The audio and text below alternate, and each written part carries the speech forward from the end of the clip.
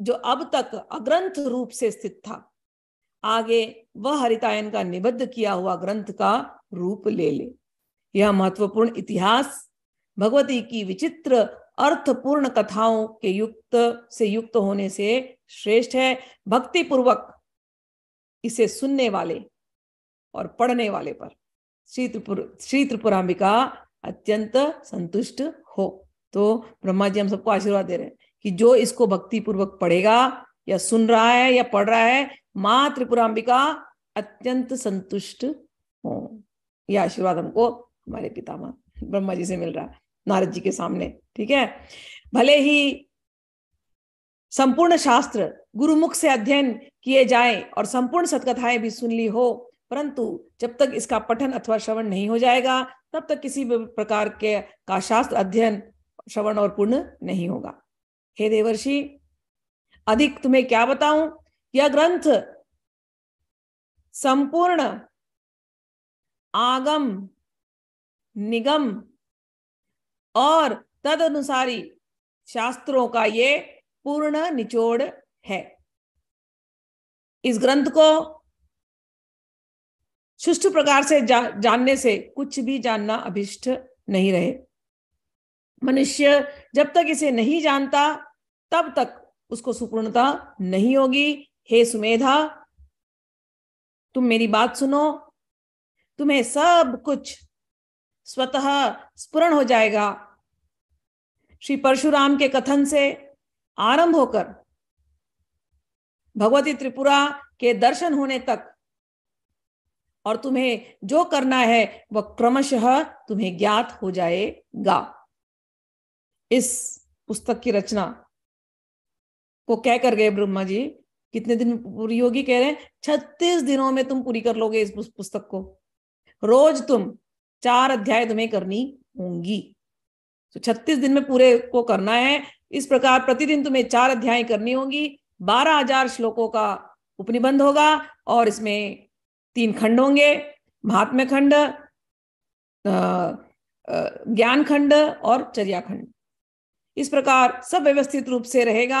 सबसे प्रथम इसे करके फिर एक कर्तव्य और करना रह जाता है, सो है देवर्षे, यह अद्भुत कार्य तुम्हें करना होगा। कहते हैं तुम लिख लो, हरितायन को कहा, हरितायन तुम लिख लो, 36 दिन में खत्म करो इसको लिख करके पूरे बुक ग्रंथ को। और फिर देवर्षि को देखते नारद मुनि को, नारद मुनि, देवर्षि वत्स नारद, अब तुम्हें एक बड़ा कार्य करना होगा। बोले क्या?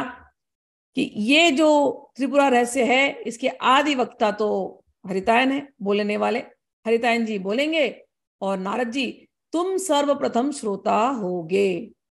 तो हर कहानी में वक्ता श्रोता होता है, तो यहां पर हरितायन जी वो बोलने वाले हैं, नारद जी सुनने वाले हैं। और इस प्रकार हो जाने पर वहां सृष्टिकर्ता भगवान ब्रह्मा की उन दोनों ने पूजा की और फिर ब्रह्मा जी वहां से अंतर्धान हो गए। नारद जी भी सब सुन लिए, बात भविष्यवाणी हो गई और नारद जी भी फिर उनको आशीर्वाद दिए और अपनी वीणा बजाते हुए वे भी अपनी वहां से चले गए। जो कुछ भी हुआ हरितायन देख रहे हैं, क्या था ये। नारद जी आते हैं, फिर ब्रह्मा जी आते हैं, इतना कुछ बोल करके जाते हैं और ब्रह्मा जी अंतर ध्यान, नारद जी चले गए। इनका तो मन एकदम खिन्न हो गया, होता है ना, गुरु आए ऐसे और चले गए, एकदम से मन खिन्न हो गया और मनोभावों इतने सारे मन में भाव उठे। अब तो इनका ध्यान कहाँ लगने वाला, जो ध्यान अभी तक कर रहे थे अब ध्यान लगा ही नहीं और ध्यान रुक गया। और उसके बाद लेकिन उन्हें याद आया कि ब्रह्मा जी ने बोला ये ग्रंथ तुमको 36 दिन में लिखना है, तो उन्होंने अभी साधना ली और फिर वो वापस से गए सरस्वती नदी के पास और वहां जाकर के नित्य संध्या आदि किया, मीनाक्षी जी का दर्शन किया, सुंदरेश मीनाक्षी मंदिर में गए, दर्शन करके गणेश जी को पूजा करी और गुरुदेव का स्मरण करके ब्रह्मा जी के आदेश अनुसार उन्होंने इस ग्रंथ का निर्माण किया, इस ग्रंथ का श्री गणेश किया।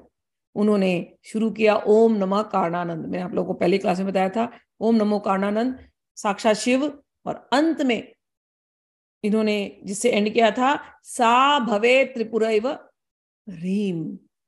तो ओम और ह्रीम ये 2 प्रणवाक्षर, ओम शिव जी का प्रणवाक्षर और ह्रीम माता का प्रणवाक्षर, ये शिव और शक्ति ये दोनों रूप में एक शिव और शक्ति, और ओम प्रणव अक्षर है और रीम भी प्रणव अक्षर है, तो दोनों ब्रह्म रूप।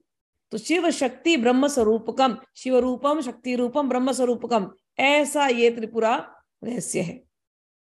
उसको उन्होंने उस ग्रंथ को लिखा, और ऐसा महिमा संपन्न यह अपूर्व ग्रंथ हरितायन ने प्राचीन काल में श्री भगवान ब्रह्मा के निर्देश से रचा। इस प्रकार हमने आज द्वितीय अध्याय पूरा किया। अब हम लोग तृतीय अध्याय में चलते हैं। तृतीय अध्याय जो है त्रिपुरा रहस्य महात्म्यम परशुराम चरित्र वर्णनम।